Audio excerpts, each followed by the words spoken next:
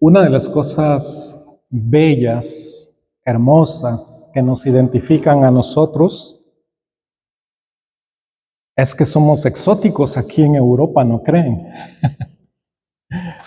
Acá en Alemania al menos somos una iglesia inmigrante,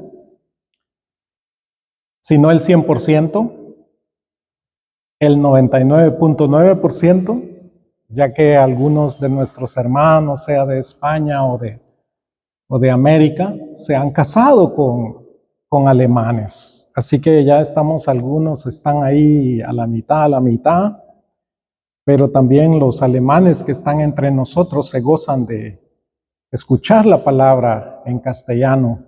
Y como me decía Carl el otro día, el castellano es el idioma de mi corazón. Aleluya. Vaya, miren que aprendió castellano para conquistar a Mati, ¿no? Eso no es una tarea fácil. Bueno, no lo aprendió para eso, pero eso fue uno de los resultados fabulosos de la biografía, de la historia. Cuando yo pienso en la iglesia, cuando yo pienso en la iglesia inmigrante, amados hermanos, hay una persona, un personaje de la Biblia que me viene a la mente. Y es una chica, una jovencita que nos da testimonio, el profeta Samuel, allí en Segundo de Reyes, capítulo 5. A propósito de extranjeros, por una u otra razón, porque hay muchas razones por las cuales vinimos a parar aquí a Alemania. Algunos el amor se los trajo para acá, a otros la búsqueda de trabajo, muchas razones. Otros salieron huyendo por seguridad de sus países. Esta jovencita que encontramos en Segundo de Reyes 5, dice así que los sirios habían salido en incursiones y habían llevado cautivos de la tierra de Israel a una muchacha, la cual servía a la esposa de Naamán. Esto en la ciudad de Damasco. La historia nos dice que Naamán era el general del ejército de Siria, un hombre sumamente importante para el reino de Siria, pero que él tenía una enfermedad. Él era leproso o estaba enfermo de lepra. Y si ustedes leen el contexto, me llama la atención que esta jovencita fue llevada como esclava. También tenemos mucha gente que lamentablemente aquí mismo en Alemania, muchas señoritas que vienen esclavizadas por tratas de personas que hacen, que traen y las prostituyen en este país. No vienen por su voluntad, vienen engañadas por un hombre que les hizo sentir amor, las engañó y viven entre nosotros. Es parte de la realidad de Europa, como esclavas. O sea, la razón por la que tú viniste aquí a Alemania puede ser una razón muy extrema, pero esta jovencita fue llevada como esclava, no fue voluntariamente ahí. La mayoría de nosotros creo que vinimos voluntariamente acá. Como digo, por la razón que haya sido, nadie nos puso una pistola o nos engañó, bueno, tal vez a alguien, ¿verdad? A mí sí me engañaron, me puede decir alguien y me puede contar la historia entre semana, pero hermanos, la mayoría de nosotros vinimos aquí por diferentes motivos, por diferentes razones. Algunos no entienden, otros nacieron aquí de familias extranjeras y tienen como parte de su herencia esta lengua preciosa del castellano. La jovencita no escogió estar ahí, no fue su deseo, no fue su voluntad, era una esclava. Y quizá ella pudo haber pensado cuando vio a su amo, porque así era su amo, no era su jefe, ella era propiedad de este hombre y de la esposa de él. Quizá pudo haber pensado, se merece estar enfermo, porque ¿para qué andan haciendo lo que hacen? Llevando cautiva a la gente. Pero me llama la atención que esta jovencita israelita sí conocía a Dios, porque tenía un corazón sano. Cuando ella ve a su amo en aprietos, habla con la esposa de su amo y le dice, en Israel hay alguien que les puede ayudar, que puede orar al Dios de los cielos para sanar a su esposo. Y el resto de la historia lo pueden leer ahí en Segundo de Reyes, cuando Naamán conoce al profeta Eliseo y es sanado. No sé qué habrá significado para la señorita esto. No nos dice el texto, nos deja la historia oculta, como muchas cosas en la Biblia. No sabemos qué fin tuvo ella, si Naamán le agradeció, si le dio su libertad, si la devolvió a su familia en Israel, no sabemos. Pero sabemos que una mujer que había sido llevada en contra de su voluntad, tenía un corazón sano, una señorita, caminaba con Dios.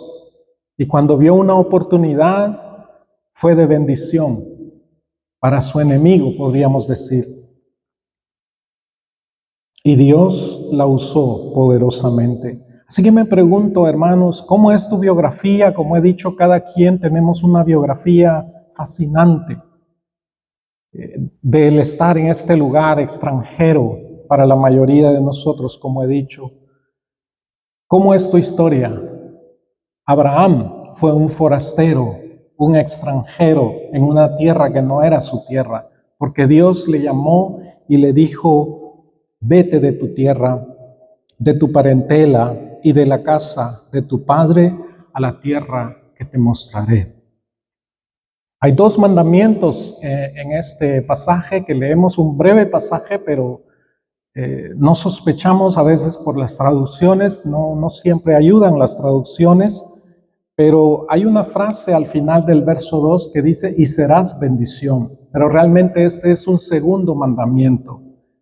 Dios le está diciendo a Abraham, dos cosas tienes que hacer. La primera, vete de tu tierra, sal de la tierra donde estás, sal de la casa de tu padre, el primer mandamiento. Y el segundo es, sé bendición, sé bendición.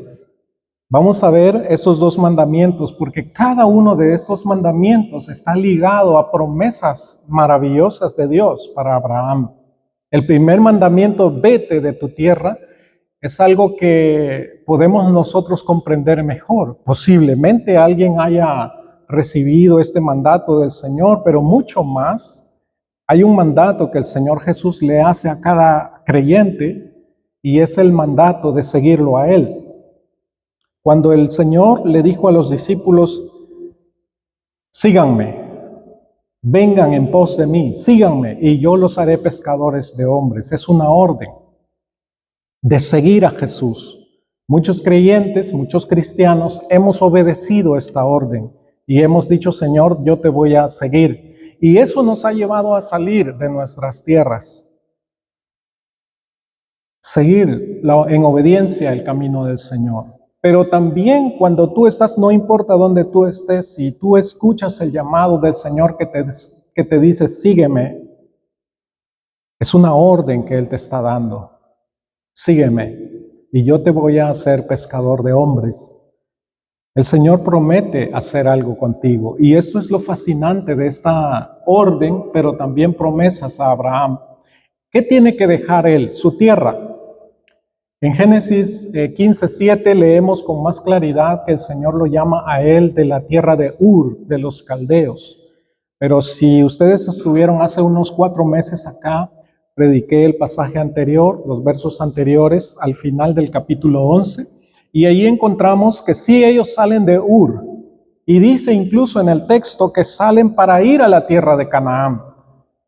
Y el padre de Abraham, que es Taré, sale también con él, pero se quedan en otra ciudad llamada Aram.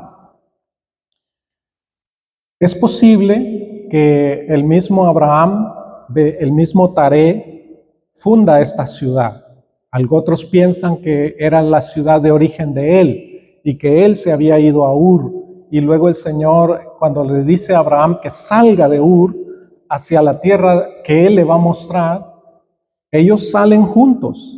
Es una tendencia humana de un padre de familia, especialmente hay que decir como Taré, un padre de familia poderoso en su tiempo.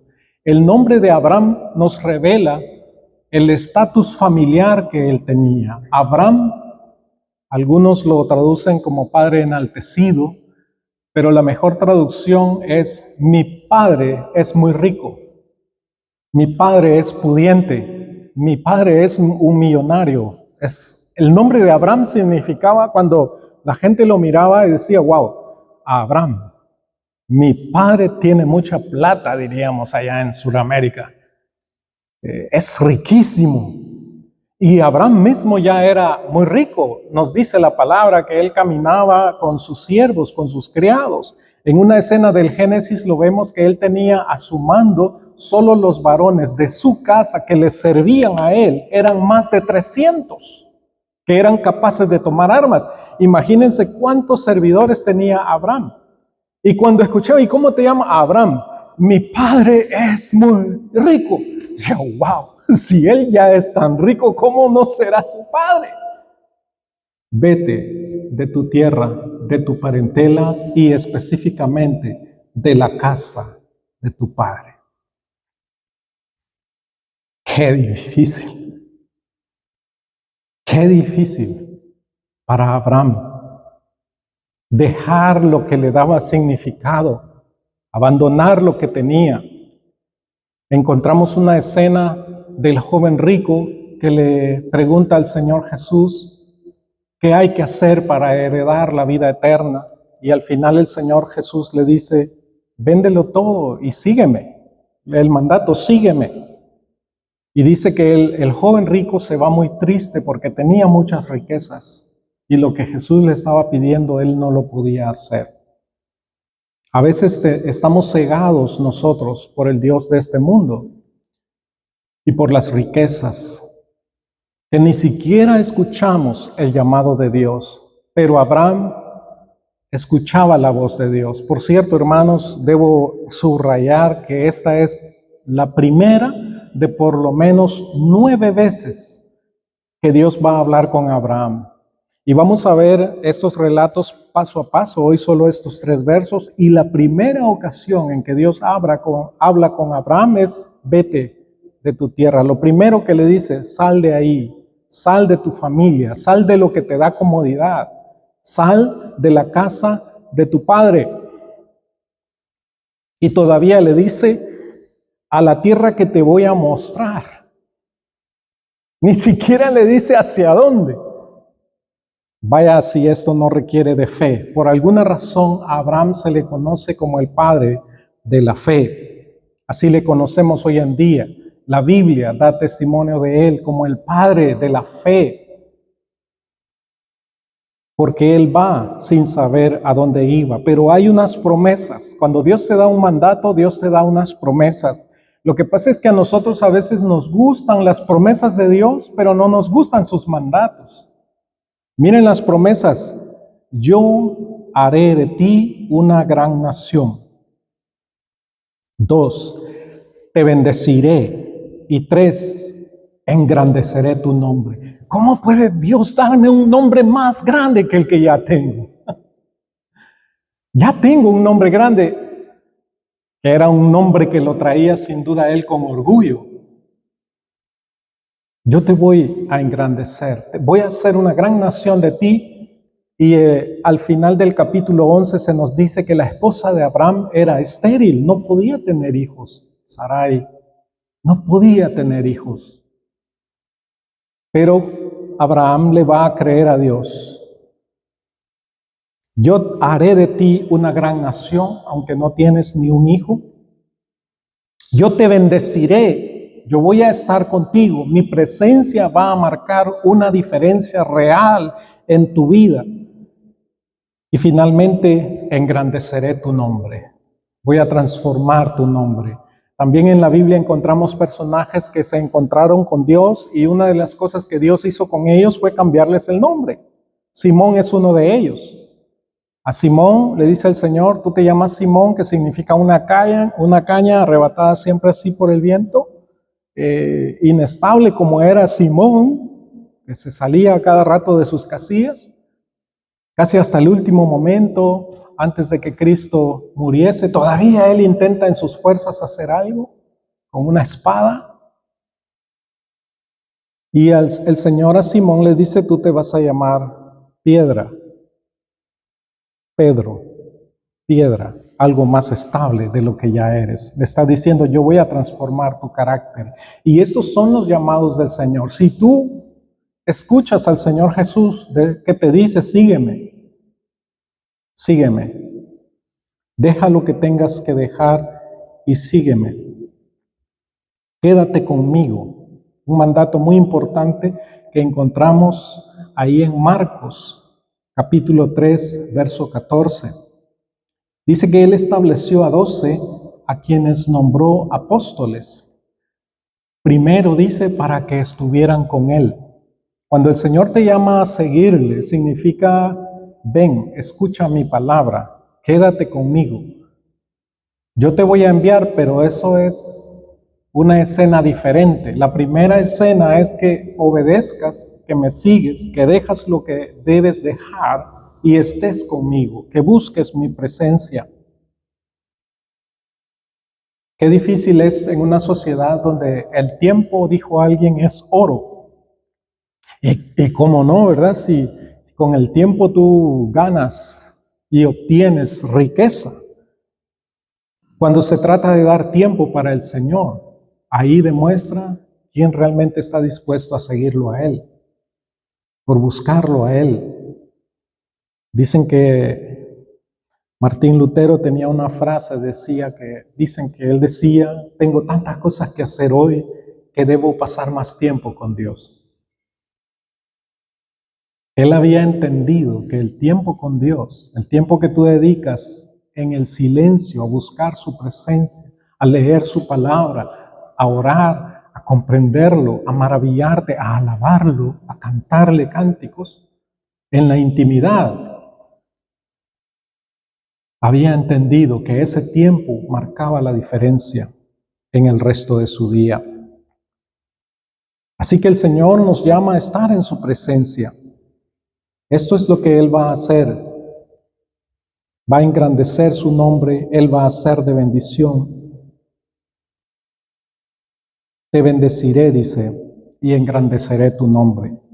Hay promesas maravillosas y el Señor nos dice o le dice a los discípulos hace 2000 años, yo los voy a hacer a ustedes pescadores de hombres. Ustedes son pescadores aquí en el mar de Galilea, pero yo voy a transformar su oficio. Van a ser pescadores de hombres, van a ser apóstoles, van a ser mis enviados.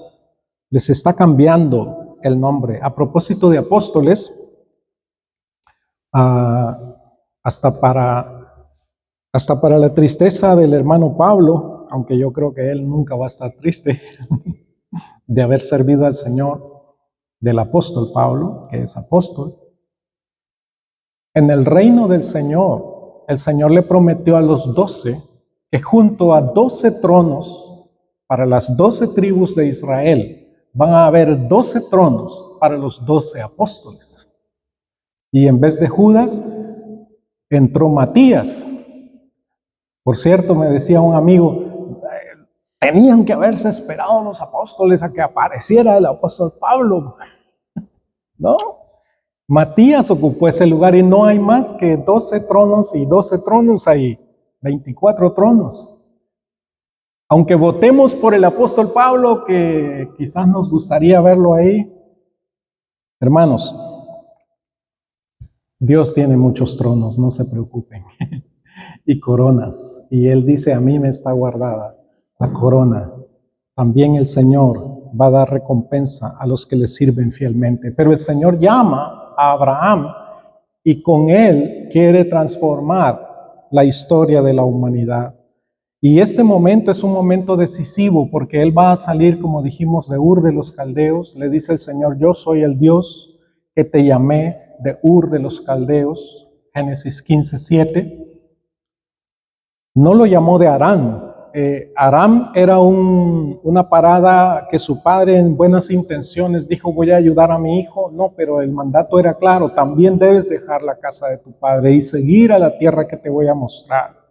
Y entonces viene el segundo mandato, sé bendición, al final del verso 2, sé bendición. Acá nuestra traducción dice, y serás bendición, sé bendición. Y otras 3 promesas en base a la obediencia a ser bendición. Bendeciré a los que te bendigan y a los que te traten mal, maldeciré. Y en ti serán benditas todas las familias de la tierra. Así que, hermanos amados, hay una gran promesa, grandes promesas para Abraham, pero este segundo mandato, sé bendición, es un mandato que es difícil de comprender. Hasta los traductores dicen mejor no lo escribamos como mandato, sino como otra promesa, vas a ser de bendición. Porque, hermanos, hay un mandato también en el Nuevo Testamento que a mí me hace temblar. Por muchos años de mi vida cristiana me ha hecho temblar. El primer mandato que nosotros recibimos es cree en el Señor Jesucristo. Ese es el primer mandato. Y tú eliges creer en Cristo. Tú eliges seguir a Cristo. Y eso tiene sentido. También para Abraham tenía mucho sentido y era muy claro dejar su casa, dejar su tierra, que no era fácil de ninguna manera, pero era claro, tienes que salir de aquí. Y yo te voy a mostrar a dónde, en el proceso. Nosotros seguimos a Cristo y no sabemos a dónde Él nos va a llevar, pero lo hacemos en obediencia, elegimos seguirlo. Ahora, para Abraham el segundo mandamiento, sé bendición, es tan complejo como el mandamiento para nosotros que ya estamos en Cristo, sed santo, porque yo soy santo. Es una orden, ¿saben? Sean santos. Y yo en ese mandato yo me he puesto a pensar muchas veces, Señor, ¿cómo se hace eso? ¿Cómo se hace el ser santo? Pero entonces me doy cuenta que no se trata de lo que yo hago o puedo hacer, sino de lo que Dios puede hacer. Y con Abraham no es diferente. No se trata de lo que él puede hacer.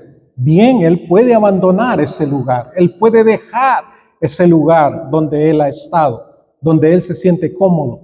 Eso es una decisión difícil, pero ser bendición es un nivel diferente, una demanda distinta que Dios está haciendo. Igual que a nosotros el Señor nos da la orden y nos dice, sean santos, porque yo soy santo. En 1 de Pedro 1, del 14 al 16, encontramos ese mandato. Como hijos obedientes, dice, no se conformen a las pasiones que antes tenían estando en su ignorancia. Y esta parte yo la he entendido siempre. Dice, claro, como un hijo obediente, nosotros vivíamos en ignorancia y vivíamos controlados por diferentes impulsos y pasiones. Y no se conformen a eso, y esa parte se puede entender. Pero luego va a decir, antes bien, así como aquel que los ha llamado es santo, también sean santos ustedes en todo aspecto de su manera de vivir, porque escrito está, sean santos porque yo soy santo. Una cita de Levítico 11:44. Y entonces, hermanos amados, me doy cuenta que no se trata de lo que yo pueda hacer, sino de lo que Dios ha hecho en mí y en ti. Él fue el que perdonó tus pecados. Él fue el que te justificó. Tú no te puedes justificar delante de Dios, mucho menos te puedes santificar. Él te santificó. Él lavó tus pecados y te apartó para sus propósitos. Así que el mandato de ser santo es vivir en lo que Dios ya hizo por ti, que te santificó, porque antes le ha dicho el Señor a Abraham, te bendeciré. Te bendeciré, es la segunda promesa en el verso 2. Haré de ti una gran nación y te bendeciré. Entonces vas a ser de bendición. Entonces estás capacitado para ser de bendición, para transformar a la gente que te rodea, para transformar a los que se acercan a ti. Sé bendición. Sean santos, porque yo soy santo. Queridos hermanos, una vez más, no se trata de lo que nosotros hagamos, sino del Dios Todopoderoso que está actuando, pero que espera obediencia de su pueblo. Y si no estamos dispuestos a escuchar la voz de Dios, Hermanos, la obediencia comienza con el escuchar. Ya les he dicho esto, ¿no? Pero la mayoría de ustedes también conocen el idioma alemán, que el alemán tiene esas dos palabras para oír y obedecer, que están sumamente ligadas. Hören und gehorchen. Seguir lo que has oído. Pero si tú ni siquiera quieres escuchar a Dios, ¿qué vas a obedecer a Dios? Si ni siquiera tienes tiempo para abrir su palabra y deleitarte en ella, como leíamos en el Salmo 1, ¿no? Qué precioso. Bienaventurada la persona que de día y de noche se deleita en la palabra del Señor. La otra parte nos gusta más. Será como árbol plantado junto a corriente de agua que da su fruto a su tiempo y su hoja no cae. Así quiero ser yo, Señor, pero no escuchas a Dios. Te gusta la promesa, pero no te gusta la condición. Así no funcionan las cosas. Obedecer a Dios, amados hermanos, es tomar nuestra posición. Somos llamados por Dios para estar en su presencia. Pero Dios es mucho más grande que las propias imaginaciones nuestras. Ni es un ídolo muerto que tienes que cargar para que se mueva de un lugar a otro. Por cierto, esta semana le pedía perdón al Señor por una falsa creencia. Yo no sé si yo un día llegué a decir eso, igual si salió de mis labios. Le pedí perdón al Señor, pero por lo menos creo que en alguna ocasión dije amén cuando alguien más lo dijo. La oración mueve la mano de Dios. ¿Tienes un Dios inmóvil tú? ¿Un Dios que no puede mover las manos? Tienes. ¿Que un Dios que necesita que tú ores para que Él entonces mueva la mano? Pero ese es el Dios, pequeño Dios que muchos tienen. Un Dios estilo cajero automático, que tú le pides un deseo y te cumple el deseo. Y ay de Dios si no te lo cumple, ¿no? Porque yo he escuchado testimonio de gente que, ay, Dios no me oyó la oración, entonces yo ya me aparto de Dios, porque no hizo lo que yo quería. Hermanos, el Padre Nuestro no dice que se haga mi voluntad. No dice así, ¿no? Como el Señor nos enseñó a orar. Que se haga tu voluntad, Padre. Pero muchos cristianos han pensado, oh, mira, ahora Dios va a hacer lo que yo quiero. Y como escuché decir a una hermanita por ahí, y no acepto un no por respuesta. Mire, qué cosa, ¿verdad? ¿A qué Dios adoras tú? Yo no sé a qué Dios adoras tú, pero el Dios que Jesús adoraba, el Dios que Jesús seguía y el Dios que Él nos da a conocer, es un Dios que no descansa ni los sábados. Le acusaban uno, mira, andas allí trabajando el sábado. Algunos de ustedes ya los han regañado, algún alemán por andar haciendo ruido el día de descanso, ¿no? Cuidado, vas a tirar botellas al basurero ahí después de las 6 de la tarde, creo yo, y mucho menos un día domingo. Y ve a decirle, no, mi padre también trabaja, y a la policía van a llamar para que te quedes en silencio.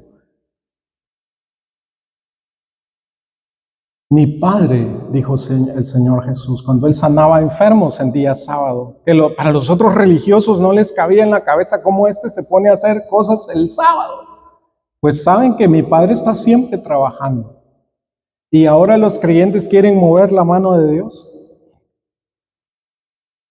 Cuidado, hermanos. Eso es idolatría. Nosotros nos hacemos una imagen del Dios como nosotros queremos.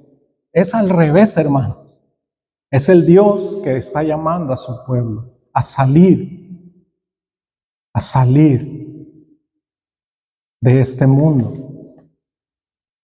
Y constantemente nos va a llamar. También Abraham fue llamado de Ur, todavía se quedó con el padre por varios años hasta que él tomó la decisión y dijo, pues es tiempo de moverme, es tiempo de obedecer completamente al Señor. Dios le pide a él que continúe y le da un mandamiento imposible de lograr, porque es la gracia de Dios la que opera. Sé bendición. Y ahora dice las promesas: bendeciré a los que te bendigan y a los que te maldigan, maldeciré. Y en ti serán benditas todas las familias de la tierra. Las primeras promesas son impresionantes, por supuesto. Bendeciré a los que te bendijeren. Hallamos a un personaje que va a pasar aquí unos capítulos más adelante, llamado Melquisedec, el rey de Salem. Abraham, vamos a leer esa historia después, pero aunque no era guerrero, él con sus siervos que mencioné, más de 300, derrotó a 5 reyes. Porque Dios estaba con él. Eso era todo. Dios estaba con él. 5 ejércitos derrotados y un gran botín de guerra traen de regreso. Y cuando ellos vienen de regreso con todas estas gentes liberadas, pero también con toda la riqueza que incautaron a estos reyes, aparece Melquisedec, rey de Salem. ¿Y saben qué hace él? Bendice a Abraham. Bendice a Abraham. Cuando Abraham escucha eso, ¿sabes qué dice? De toda esta riqueza que hemos incautado, te voy a dar el diezmo. Y le da el diezmo a Melquisedec. No necesitaba Melquisedec esa riqueza. Eso lo estaba bendiciendo a un hombre bendito de Dios. Pero Abraham lo tiene claro. Eso está al final del capítulo 14 de Génesis, para los que tienen curiosidad. ¿Dónde está ese relato? Le da el diezmo de todo aquello. Es mucha riqueza. Bendeciré a los que te bendijeren. Ahora, hermano, yo te voy a decir una cosa. La Escritura nos muestra que nosotros en Cristo, que es la simiente de Abraham, nos lo deja muy claro el apóstol Pablo en Gálatas, somos hijos de Abraham. Cuando alguien te bendice a ti como hijo de Abraham, esa persona va a ser bendecida ¿por quién? Por Dios. Y si alguien te maldice, si alguien te maltrata, si alguien habla mal de ti, esa persona se metió en un problema muy serio. Por eso a los Gálatas les advierte el apóstol Pablo: ustedes dejen de andarse comiendo los unos a los otros. Porque ya en las iglesias del primer siglo habían chismorreos de la gente, andar hablando mal de los hermanos. Dejen de andar haciendo eso, porque se están destruyendo a ustedes mismos. Y el fundamento está en que nosotros somos hijos de Abraham, somos hijos de bendición. Y las promesas para Abraham son promesas para nosotros. Y a veces a nosotros nos cuesta creer esto. No, pues Abraham, ¿cómo no? Si cómo lo bendijo Dios. A mí nunca se me ha aparecido Dios, nunca me ha dado una bendición semejante. Es que andamos a veces como ciegos, hermanos. Bien dice el Señor, hablando de su pueblo de Israel: este es mi siervo ciego, en Isaías. Tiene ojos y no mira, tiene oídos y no oye. Les digo porque a mí me pasa, tal vez yo soy más ciego que ustedes, ¿verdad? Pero una vez yo le dije al Señor: Señor, si me bendijeras, si me aparecieras y me dieras una bendición como a Abraham, como a Jacob.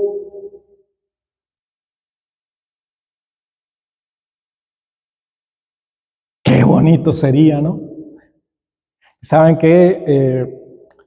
Dios tiene compasión con nosotros, porque una vez sí me pasó, un hermano, por cierto, un hermano alemán, de nombre Michael, que lleva el nombre de un ángel también, ¿verdad? Miguel. Me dio una bendición el día que yo había orado o algo así. A veces Dios como que mira, pero me impactó más cuando Dios me recordó Efesios 1:3. Quiero que lo leas conmigo. Y voy a leer hasta el verso 6, porque miren, hermanos, que Este llamado de Dios es tan poderoso. Es Él el que está obrando en tu vida. Es Él el que está transformando tu propia vida. Y esto comienza con una bendición que Dios derramó sobre ti. Una bendición. Vamos a leer lo que dice la palabra. Efesios 1:3-6. Bendito sea el Dios y Padre de nuestro Señor Jesucristo, quien nos ha bendecido con toda bendición en los lugares celestiales. ¿Alguien diga amén? Aleluya. Con toda bendición nos ha bendecido en los lugares celestiales. Asimismo, nos escogió en Él desde antes de la fundación del mundo, para que fuéramos santos y sin mancha delante de Él. En amor nos predestinó por medio de Jesucristo para adopción como hijos suyos, según el beneplácito de su voluntad, para alabanza de la gloria de su gracia, que nos dio gratuitamente en el amado. Hermanos, qué palabra tan bella y maravillosa. No se trata de lo que yo haga. Sí, tú elegiste seguir a Jesús. Amén. Hiciste la mejor decisión de tu vida. Y el resto lo está haciendo Dios, que te justificó, que te lavó por su sangre, que te santifica, que te glorificó, va a decir incluso el apóstol Pablo. Dios lo está haciendo. Por eso dice tan bella la palabra en Primera de Tesalonicenses 5:24, fiel es el que los llama, el cual también lo hará. Él lo hará. Él te llamó, Él te está transformando, Él lo está haciendo. Ten paciencia. Él está obrando. Él no es un Dios muerto, como el Dios muerto en los que otros han creído, o un Dios inmóvil, que tú lo tienes que mover, no. Él es un Dios vivo. Él es el creador de cielo y tierra. Ve a caminar estos días a un parque y contempla cómo esas hojas llueven de los árboles. Qué visión tan bella, ¿no? Ayer estábamos con mi esposa haciendo una caminata así y nos detuvimos un momento, un leve viento sopló y eso se puso en movimiento. Es como una lluvia de hojas. Qué cosa más bella, qué cosa más maravillosa. Es Dios el que mantiene todo esto. Toda esa creación es suya. Nosotros no podemos, dice el Señor Jesús, aumentar a nuestra estatura ni 1 milímetro. Ay, ahora sí ya se puede, ¿verdad? Vaya con el ortopeda y le va a meter unas cosas ahí para que esté más alto. Aumentar 1 segundo al aliento de tu vida sobre esta tierra no podemos. Es Dios el que hizo todas estas cosas y las sostiene. Y es el Dios que te llamó, el que va a actuar, el que va a obrar.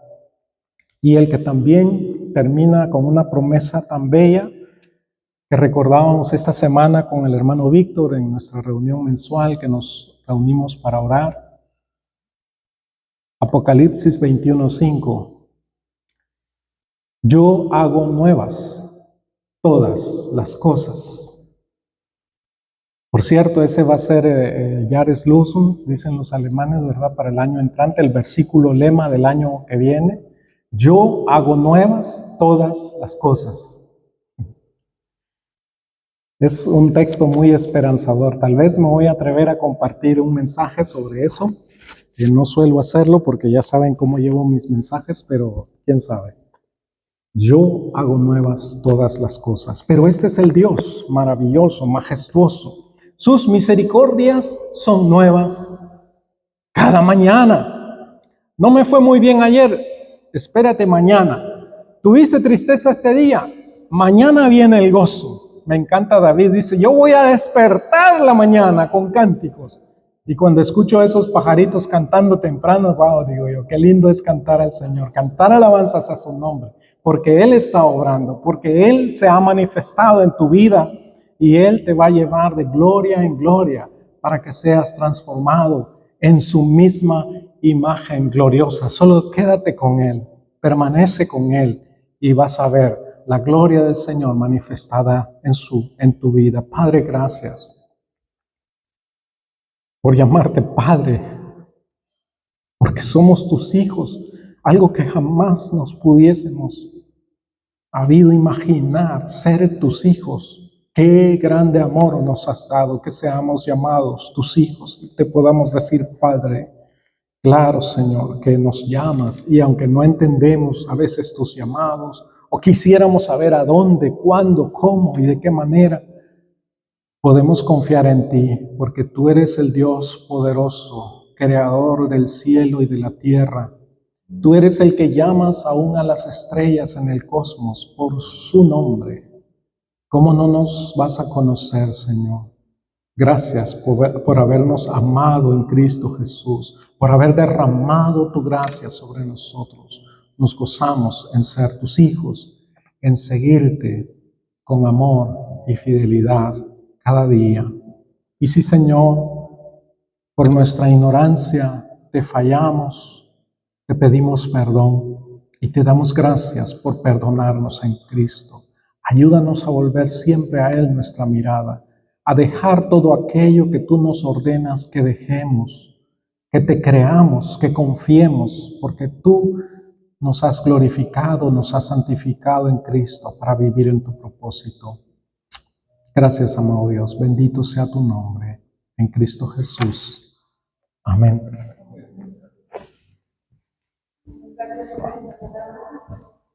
Compartir en este día de hoy.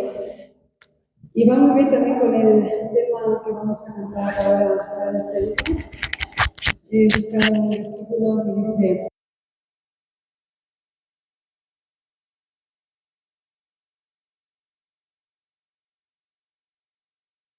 en sus vidas hasta la muerte. Este verso refleja la victoria. No es por nuestras fuerzas, sino por Cristo. Vivimos en una sociedad donde muchos de nosotros nos queremos colgar unas medallas por haber hecho algo bueno, por haber hecho algo bien, pero se nos olvida de que todo lo que hagamos antes de nada está Él, es por Él que hemos conseguido todo lo que tengamos en nuestras vidas, sea un título, sea nuestra carrera, sea nuestra familia, nuestro trabajo, nuestra economía, todo se lo debemos a Él. Amén. Así que no se nos olvide de siempre ponerlo a Él en primer lugar. Amén. Así que te invito a que te pongas de pie y juntos nos gocemos otra vez en Él, una vez más, y le declaremos que solo por Él es que estamos aquí, solo por Él es que vivimos. Solo por Él venceré, solo por Él podamos subir esas montañas, gozarnos en Él, vivir y danzar y estar alegres. Amén.